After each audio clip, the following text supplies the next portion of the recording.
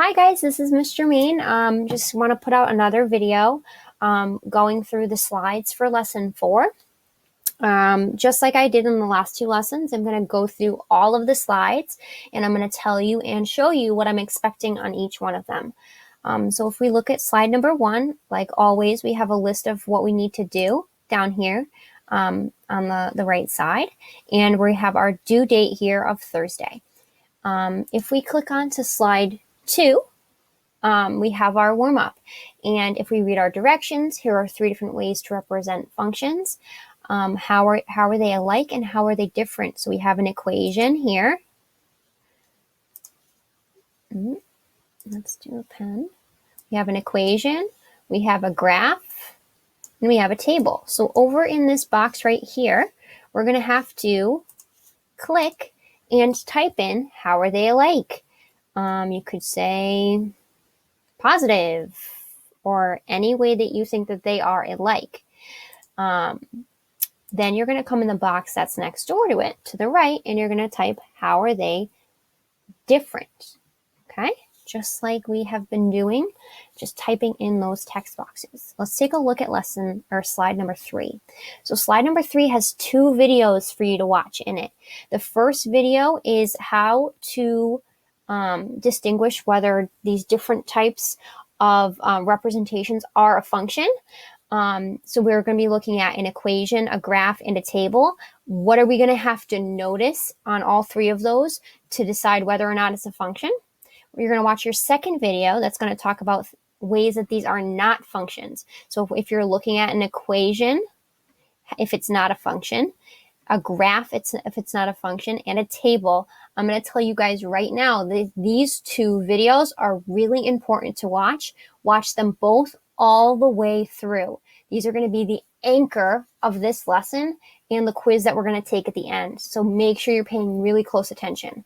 Down at the bottom of our page here, we always have the copy of our link to our notes, and it would open up into a PDF for you. Open it up, and you can take a look at those notes. Okay, so once you go on to slide 4, we're going to be looking at a graph and a table. So Emma and Lynn, we've already talked about those 2 who ran in a race. Lynn's progress is shown in the table down below, and Elena's progress is shown in the graph. You're going to be using this graph and this table to answer some questions on the following slides. So let's take a look at what those questions are going to be and how we're going to answer them. Okay, so first thing we're going to have to do, not too bad. What do we notice based on these 2 representations? You're going to come in this box right here. You're going to click in this box, and you're going to write in, what do you notice? You're going to come next door to the right. You're going to write down something that you wonder about those graphs. We want to make sure that we're writing in complete sentences and that we have 1 or 2 noticings and wonderings in there, okay? If we click on to slide 6, this is where it gets a little bit more tricky. So we're going to be still using the graph in that table, and we're going to answer these 3 questions based on the information on the previous slide. Who went further after 5 minutes? So you're going to have to click back to this slide 5, look at your table, look at your graph. Who went further after 5 minutes? Make sure that when you come back over here, you tell me who went further and by how much. So you're going to have to do some subtraction to find out by how much. Then the second question is based on the information on the previous slide. How long did it take Lynn to finish the first mile? Make sure that you're looking at that representation that says Lynn and you're writing it out in a complete sentence, okay? Last question you're going to be looking at is based on the information on the previous slide. How long did it take Elena to finish the first mile? So you're going to come in your box here again, and you're going to write down how long did it take her and how did you know? Okay. Let's take a look at slide 7. Okay, slide number 7 is activity number 2, comparing volumes. Okay, so the volume of a cube with an edge length s is given by the equation v is equal to s cubed. Okay, so this table represents this function, represents inputs and outputs of this function. This graph here also represents this function.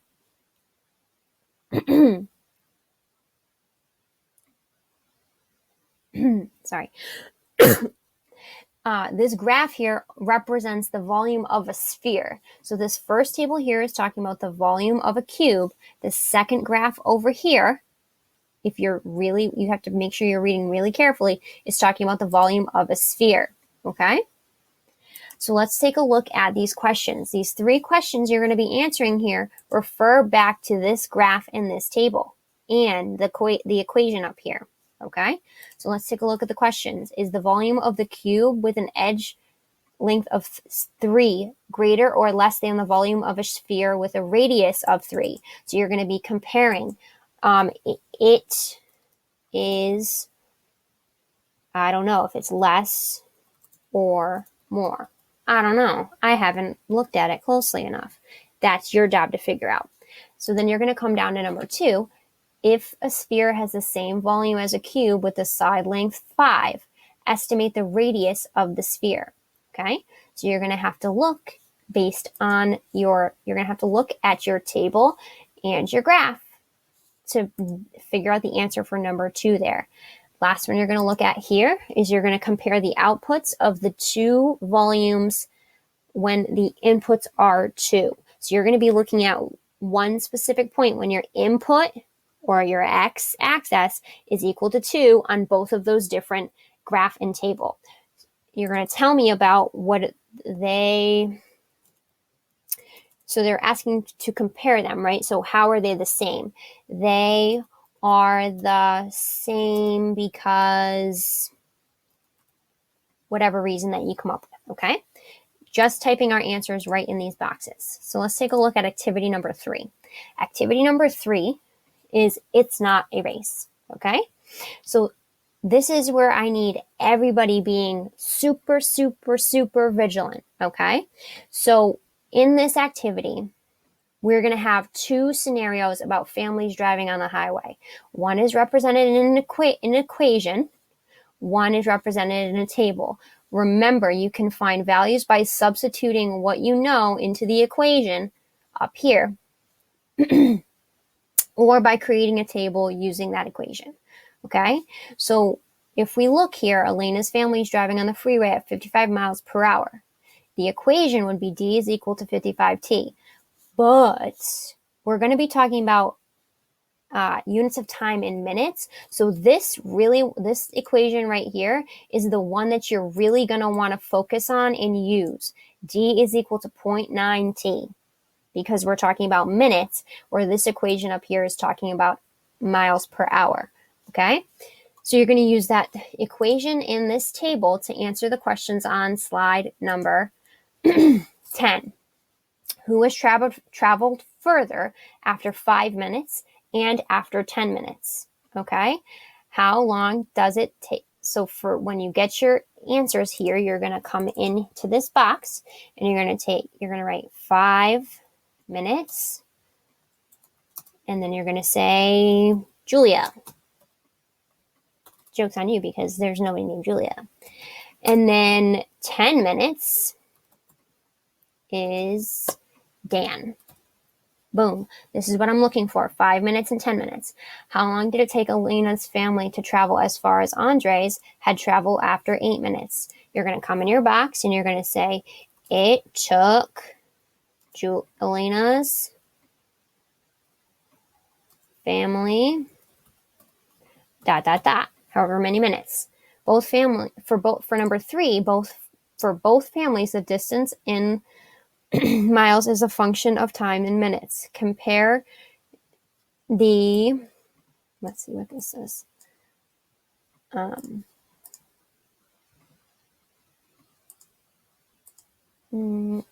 Compare the inputs and outputs of this function, or compare the outputs of these functions when the input is 3. So you're just going to be comparing 2 values again, typing your answer in this box below. Last activity is this debrief.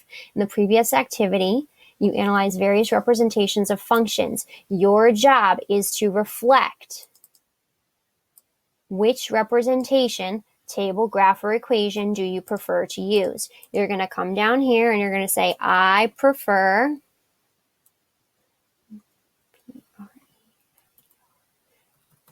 which one do you prefer, and give me a Y in there, because I think it's really important for you to tell me why. Why do you think that one's the best? Last activity we're going to be doing for today before we get on to that quiz is this review for our function quiz. So there we have two resources up here for you. We have a review video, which will take you to a YouTube video.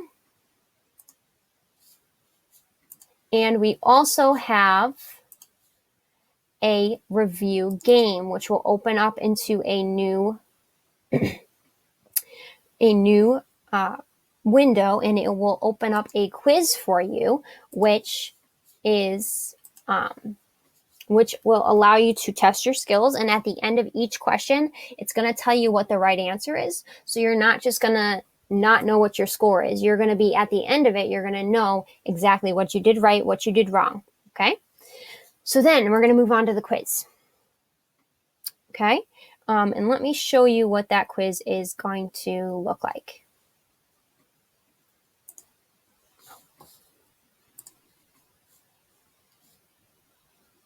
Hi guys. So I had to pause and come back in because we're going to take a look at the quiz for today. Okay. So when you open up your quiz for the day, it's going to look like this. You're going to put in your required information, your name, your class period, just like you've done on all of your other check-ins. And then you're going to take a look at the quiz. So the quiz is going to have all your questions here, and it's going to have the point value. Okay. So when you look at this point value, 5 points, don't get tricked. Okay. So that means you're not going to be clicking all 5 of them. It's going to be everyone is worth a point. And if you click the right one, so like say you click like this one, and this one. I'm not saying that's right. It's not right. I'm just randomly clicking. But you would get, if you get all, however many you click right, then you get all 5 points. So don't think because it's worth 5 points, you have to click all 5. Please don't click all 5. Okay. So second question, match each image to the vocab word. Pretty easy. Image A, image B, image C. Picking it, graph, table, equation. Okay. Explain why each image is a representation, is representing the same function. Okay. So all 3 of these images represent one function. Why are they all, how do you know that they're all representing that same function? Okay. Your answer is going to go typed right in here. Okay.